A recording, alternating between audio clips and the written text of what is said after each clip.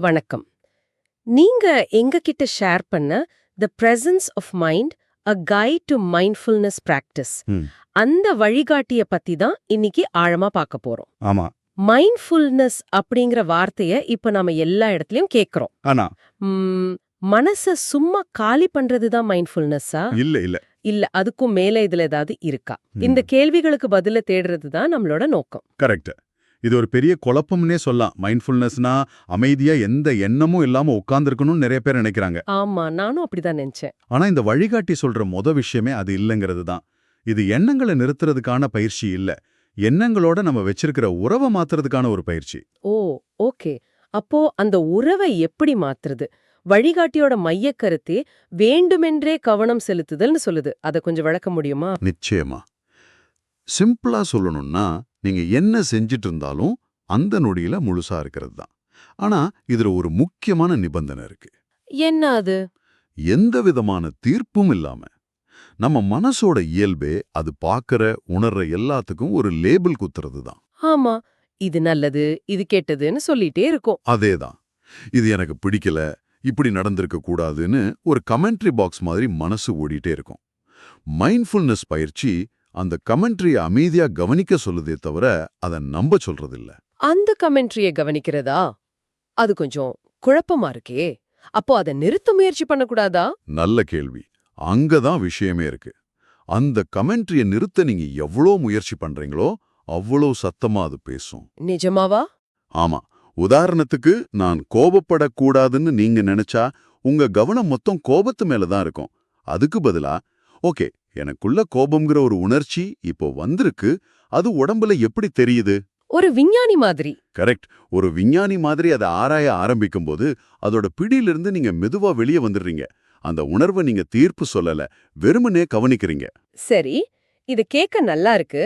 ஆனா இத நடைமுறையில எப்படி பண்றது? வழிகாட்டில சொல்ற முதல் பயிற்சி மூச்சு காற்று விழிப்புணர்வு தியானம். ஆமா. எல்லாரும் இத பத்தி தான் முதல்ல பேசுறாங்க. ஏன் மூச்சு இவ்ளோ முக்கியம்? ஏன்னா மூச்சு நம்மளோட ஒரு நிரந்தரமான நங்குரம் மாதிரி. நீங்க எங்க இருந்தாலும் என்ன செஞ்சிட்டு இருந்தாலும் உங்க மூச்சு உங்க கூடவே இருக்கு. சரி. அது நிகழ்காலத்துல மட்டும்தான் நடக்கும். உங்களால நேற்றைய மூச்சை சுவாசிக்க முடியாது, நாளைய மூச்சையும் சுவாசிக்க முடியாது. அதனால எப்போல்லாம் உங்க மனசு கடந்த காலத்துக்கோ எதிர்காலத்துக்கோ அலைபாயுதோ அப்போ அப்போலாம் அத மெதுவா நிகழ்காலத்துக்கு கூட்டிட்டு வர்ற மூச்சு ஒரு சிறந்த கருவி. ஓகே.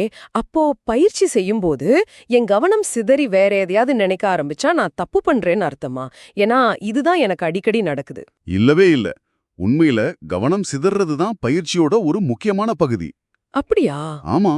இத ஒரு மனத்தசைக்கான பயிற்சி மாதிரி கற்பனை பண்ணிக்கோங்க. ஜிம்முல பளு தூக்கும்போது ஒவ்வொரு முறையும் நீங்க அதை தூக்கி இறக்கும்போது தான் தசை வலுப்பிருது. ம். அதே மாதிரி உங்க கவனம் சிதறி அச்சச்சோ கவனம் சிதறிடுச்சேன்னு நீங்க ஃபரிக்கனா வந்து மென்மையா உங்க கவனத்தை மறுபடியும் மூச்சுக்கு கொண்டு வரும்போது உங்க மனசோட கவனத்தசை வலுப்பிருது. ஓ, அந்த ஒவ்வொரு திரும்பி வருவரும் ஒரு வெற்றி தான். அது தோல்வி கிடையாது. வாவ்! இந்த பார்வை மொத்த விஷயத்தையும் மாத்துது. அப்போ மனம் அலைப்பாய்வது பிரச்சனை இல்ல, அத ஃபர்க்னு வராம இருக்கிறது தான் பிரச்சனை. சரியா சொன்னீங்க. சரி, மூச்சு ஒரு வழி. ஆனா நம்ம மனசு ரொம்ப குழப்பமா இருக்கும்போது மூச்சு மேல கவனம் வைக்கிறதே கஷ்டமா இருக்குமே. அதுக்கு இந்த வழிகாட்டில வேற ஏதாவது பயிற்சிகள் இருக்கா? ஆமா. அதுக்கு தான் உடல் ஸ்கேன் தியானம், அதாவது பாடி ஸ்கேன் மெடிடேஷனை பத்தி வழிகாட்டியில சொல்லியிருக்காங்க. இது ரொம்ப சக்தி வாய்ந்த ஒரு பயிற்சி. அது எப்படி? நம்ம மனசு பெரும்பாலும் கற்பனையான எதிர்காலத்திலயோ இல்ல கடந்த காலத்துல நடந்த விஷயங்கள்லயோ தான் வாழ்ந்துட்டு இருக்கோம்.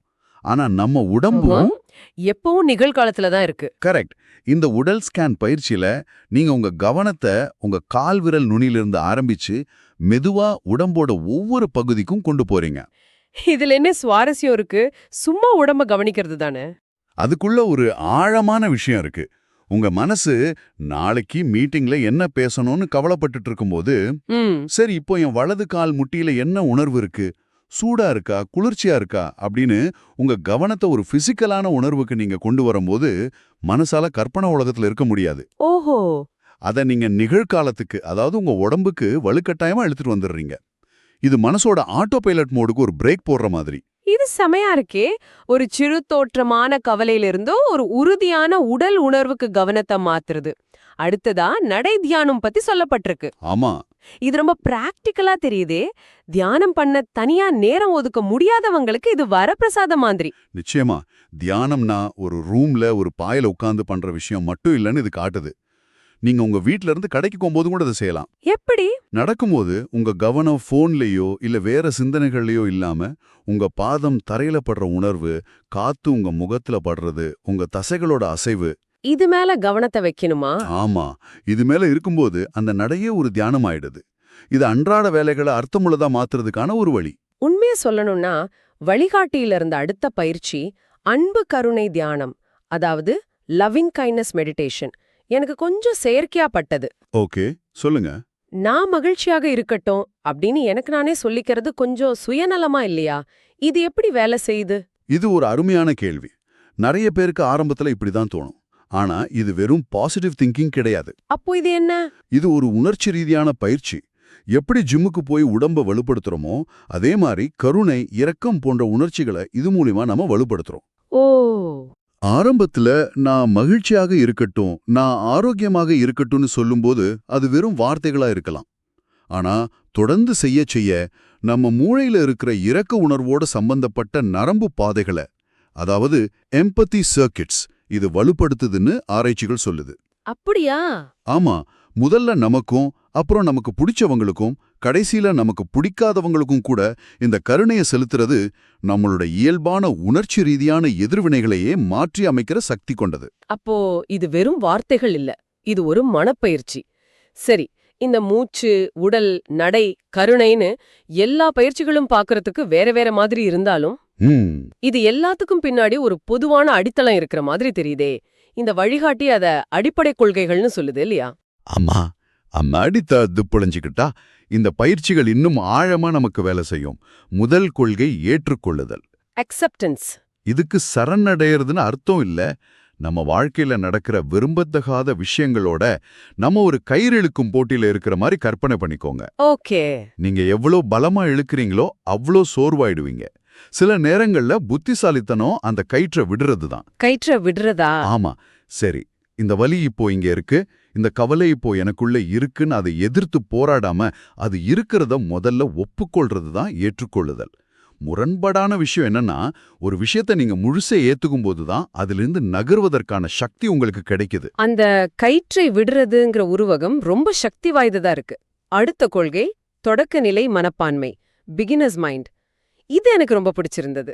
ஆமா, நமக்கு ஒரு விஷயத்தை பத்தி எல்லாம் தெரியும்னு நினைக்கும்போது நாம கத்துக்கிறத நிறுத்திடுறோம். சரிதான். ஆனா ஒரு குழந்தை உலகத்தை எப்படி பார்க்குமோ அப்படி ஒரு ஆர்வத்தோடையும் எந்த முன்முடிவும் இல்லாமலும் ஒவ்வொரு கணத்தையும் அணுகிறது தான் இது.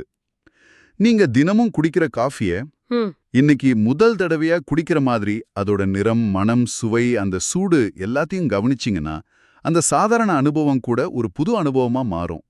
இது வாழ்க்கையோட சின்ன சின்ன விஷயங்கள்ல சந்தோஷத்தை கண்டுபிடிக்க உதவுது. சூப்பர். கடைசி கொள்கை விட்டு விடுதல், லெட்டிங் கோ. இதுதான் இருக்கிறதுலே கஷ்டமானதா இருக்கும்னு நினைக்கிறேன்.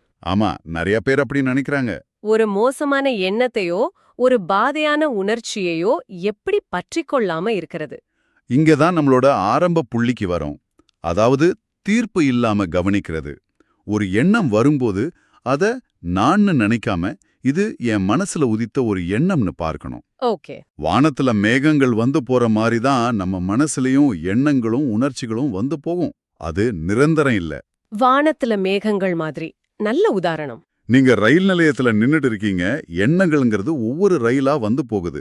நீங்க செய்ய வேண்டியதெல்லாம் எந்த ரயில்லையும் ஏறி பயணம் பண்ணாம அது பாட்டுக்கு வந்து போறத வேடிக்கை பார்க்கறதான். அதை பிடிச்சு வைக்கவும் முயற்சி பண்ண வேண்டாம், தள்ளி விடவும் முயற்சி பண்ண வேண்டாம். ஓகே. அப்ப நம்ம எண்ணங்கள் நாம இல்ல, நாம அதை கவனிக்கிறவங்க மட்டும்தான். இது ஒரு பெரிய மனமாற்றம். ஆமா. இந்த வழிகாட்டி சில பொதுவான தவறான எண்ணங்களையும் தெளிவுபடுத்துது. அது உங்களுக்கு ரொம்ப உதவியா இருக்கும். முதல்ல மனதை முழுமையா காலி செய்வதுதான் தியானம்னு நினைக்கிறது. ஆனா வழிகாட்டி அது சாத்தியமே இல்லைன்னு சொல்லுது. ஆமா, மனசோட வேலையே எண்ணங்களை உருவாக்குறது தான். அதை நிறுத்த முயற்சி பண்றது, இதயத்தை நிக்க சொல்ற மாதிரி. நோக்கம் எண்ணங்கள் இல்லாத ஒரு நிலையை அடையிறது இல்ல. அப்போ நோக்கம் என்ன? எண்ணங்கள் வரும் போகும், அதுக்கு நடுவுலையும் நம்மளால அமைதியா இருக்க முடியுங்கிறத உணர்றது தான். அடுத்ததா தியானத்தோட நோக்கம் ரிலாக்ஸ் பண்றது மட்டும்தான்னு நினைக்கிறது. ரிலாக்ஸா ஃபீல் பண்ணணும்னு தியானம் பண்ணா சில சமயம் இன்னும் பதட்டமா உணரும்போது நாம தப்பு பண்றோமோன்னு தோணும். மிகச்சரியான பாயிண்ட். ஓய்வு என்பது தியானத்தோட ஒரு இனிமையான பக்க விளைவா இருக்கலாம், ஆனா அது இலக்கு கிடையாது. ஓ, சில நேரங்கள்ல தியானம் செய்யும்போது தான் நம்ம மனசுக்குள்ள புதைஞ்சு கிடந்த கவலைகள், கோபங்கள் எல்லாம் மேல வரும். மைண்ட்ஃபுல்னஸ் பயிற்சி அந்த கடினமான உணர்ச்சிகளோடும் தீர்ப்பின்றி இருக்க நமக்கு கற்றுக் கொடுக்குது. சரிதான். சுகம் வந்தாலும் துக்கம் வந்தாலும் இரண்டையும் ஒரே மாதிரி விழிப்புணர்வோட பார்க்க பழகிறது தான் உண்மையான பயிற்சி. கடைசியா, இது ஏதோ ஒரு விரைவான தீர்வில்ல. ஒரு மாத்திரை சாப்பிட்ட மாதிரி ஒரே நாள்ல எல்லா பிரச்சனையும் தீர்ந்துராது. இது ஒரு தொடர்ச்சியான பயிற்சி. ஆமா, இத ஒரு இசைக்கருவி கத்துக்கிற மாதிரி இல்லனா ஒரு புது மொழி கத்துக்கிற மாதிரி நினைச்சுக்கணும். சரி. முதல் நாள்லயே நீங்க ஒரு பெரிய கச்சேரி பண்ணிட முடியாது. ஆனா தினமும் 10 நிமிஷம் பயிற்சி செஞ்சா கூட காலப்போக்குல அது உங்களோட வாழ்க்கையில ஒரு பெரிய மாற்றத்தை ஏற்படுத்தும். இது ஒரு இலக்கை அடையறதுக்கான ஓட்டம் இல்ல, இது ஒரு வாழ்க்கை முறை. அப்போ இந்த வழிகாட்டியிலிருந்து நாம எடுத்துக்க வேண்டிய முக்கியமான விஷயம் இதுதான் நினைக்கிறேன். நினைவாற்றல் தியானம்னா எண்ணங்களை எதிர்த்து சண்டை போடுறது இல்ல. இல்லவே இல்ல. அதுங்க பாட்டுக்கு வரட்டும் போகட்டும்னு வேடிக்கை பாக்குறது. நம்ம கவனம் சிதறும்போது நம்மள நாம திட்டிக்காம ஒரு குழந்தைய சமாதானப்படுத்துற மாதிரி மென்மையா கவனத்தை திரும்பவும் கொண்டு வர்றது. அருமை. இது ஒரு திறமை. பயிற்சிகள் மூலமா இதை நாம வளர்த்துக்க முடியும். அருமையா சொன்னீங்க. அதோட மைய கருத்து இதுதான். உங்க அனுபவம் அந்த நொடியில எப்படி இருந்தாலும், இனிமையா இருந்தாலும் சரி, கடினமா இருந்தாலும் சரி, அதோட முழுமையா இருக்கிறது. வாழ்க்கையோட ஏற்றத்தாழ்வுகளை கட்டுப்படுத்துறதுல இது கவனம் செலுத்தல. ஆனா அந்த ஏற்றத்தாழ்வுகள் வரும்போது அதை முழுமையான விழிப்புணர்வோட எதிர்கொள்றதுக்கு இது நமக்கு கத்துக் கொடுக்குது. அந்த விழிப்புணர்வு தான் நமக்கு உண்மையான சுதந்திரத்தை கொடுக்குது. சரிதான். இது ஒரு முக்கியமான கேள்வியை எழுப்புது. நம்ம தொடக்கநிலை மனப்பான்மையை பத்தி பேசணும் இல்லையா? ஆமா. இந்த வழிகாட்டியிலிருந்து நீங்க கத்துக்கிட்டதை வச்சு இன்னைக்கு ஒரு சின்ன அன்றாட செயல, அது உங்க காலை காஃபி குடிக்கிறதா இருக்கலாம், இல்ல கை கழுவுறதா இருக்கலாம், முதல் தடவையா செய்யற மாதிரி முழு கவனத்தோட செஞ்சு பார்க்க முடியுமான்னு யோசிங்க. இதுவரைக்கும் நீங்க கவனிக்காத எந்த புது விஷயத்தை உங்களால கவனிக்க முடியும்? காஃபியோட நறுமணமா, கோப்பையோட சூடா, இல்ல தண்ணியோட சத்தமா? அந்த 2 நிமிஷ அனுபவத்துல எந்த புதிய பரிமாணத்தை உங்களால கண்டுபிடிக்க முடியும்? யோசிச்சு பாருங்க.